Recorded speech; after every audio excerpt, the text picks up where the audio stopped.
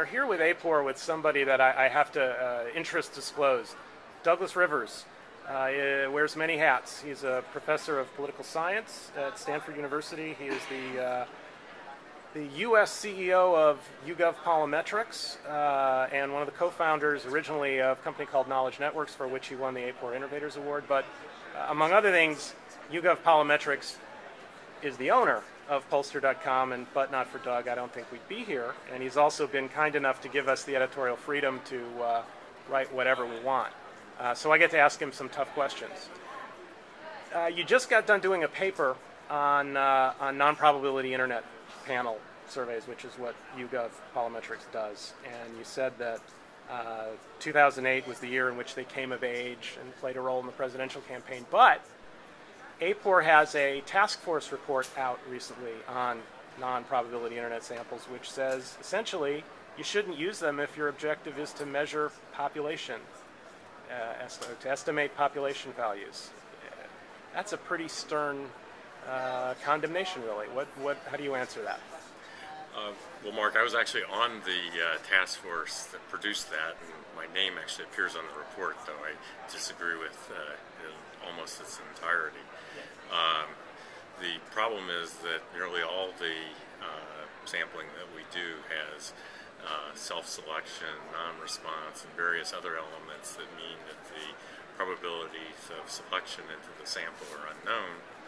And my position has been we should stop pretending those things don't exist and try to confront them directly. If you're in the world that we live in with an opt-in panel, then you have no choice but to confront it, because if you don't, you will go very badly astray.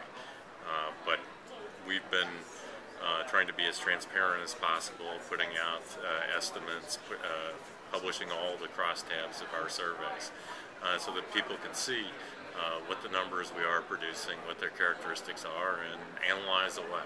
Okay. For those who may not be familiar with what you do, could you sort of give us the elevator version of how YouGov, how Polimetrix does an internet sample and survey differently than other people who are doing that sort of thing? Yeah, so the other people was me in my previous life at Knowledge Networks, where we worked very hard to build a probability sample with full coverage of the U.S. population. So we did random digit dialing to recruit people. If they didn't have internet access, we gave them a device. We did this during the internet boom when you could raise infinite amounts of money. But the disappointing thing that I learned was that you can spend a lot of effort, but the panel you get is not representative. It requires a lot of work. We took sort of the opposite approach at Polimetrix, which is go for size. So we run banner ads. That's the primary method of recruitment, to see if we can get people to take surveys, not worrying about their characteristics. And then once we get them, we then assemble a sample. And we use a thing called sample matching, which is an approach to try to build a sample that on as many things as possible would look like what an ideal sample would be. So it's different than quota sampling. That is, that we try to take account of more variables and more fine-grained comparisons, but it's a purposive sampling selection. That is, we pick people by their characteristics, not randomly.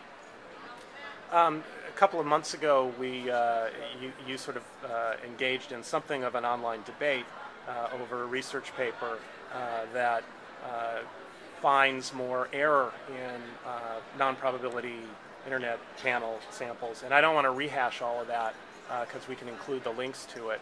But the task force sort of called for more research like that, and specifically kind of called out those of you who provide it. What can you say about that? I mean, is there more such research coming? Yes. The paper you mentioned was a rehash of the paper that I wrote in 2005 and gave at the AAPOR meetings.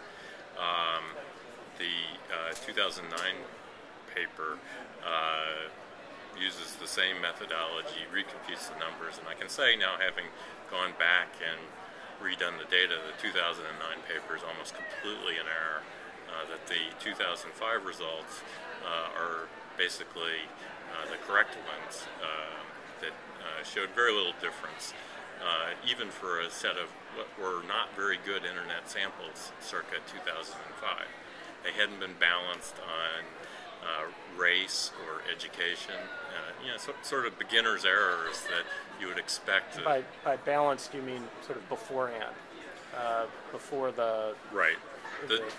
Most of the internet opt-in vendors, which YouGov was not one in the 2004-5 study, use quota sampling. So the question is, what quotas do you use? And if you call them up and say, give me a sample, they will give you something that uses gender quotas and maybe age. But there are many other variables that are a problem, such as education, such as race, that anybody doing political polling would know you need to deal with. My general view is that age, race, gender, education is also not enough, that there are still residual biases that crop into opt-in panels. We're sort of short on time, but I kind of cut you off mid-sentence there. Do you have any last thoughts before I upload this to YouTube? We continue to do polling, and we'll put the numbers out there, whether it's for research or for people understanding the election, and we're happy to compare the results to anybody's. All right. Thank you, Doug Rivers.